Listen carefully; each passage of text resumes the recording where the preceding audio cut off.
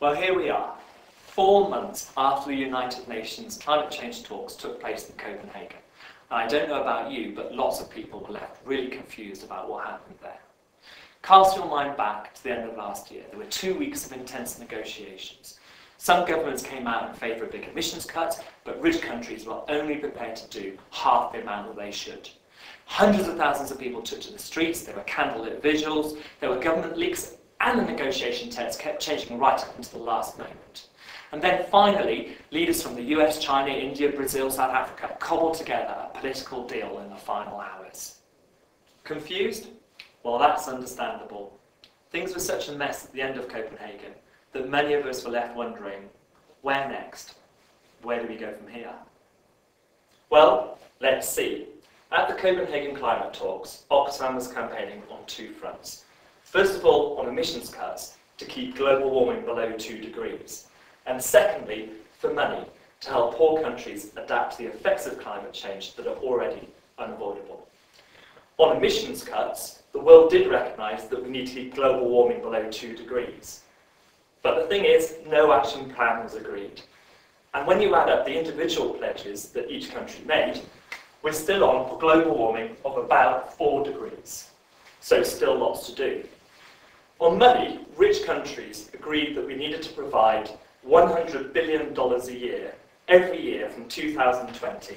That's $100 billion a year to help poor communities deal with climate change.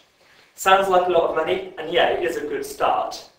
But the reality is, it's only about half of what's needed. So a large sum of money has been promised.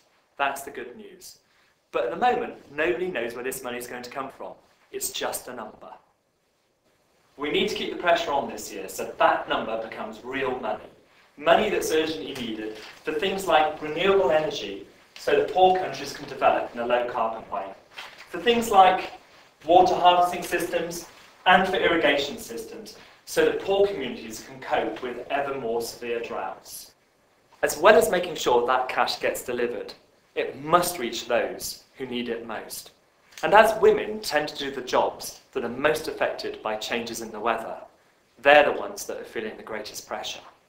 In fact, in developing countries, women produce 80% of the food. It tends to be women who produce the food, fetch the fuel and water, and bring up the children. So when clean water is harder to find in drought situations, or when crops are destroyed by floods, it's up to women to find solutions. Checking that women are supported is one of the ways that we can test whether money for adaptation is reaching the most vulnerable.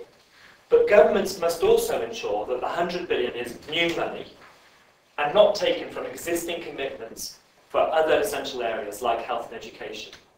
And the money is needed year on year, every year.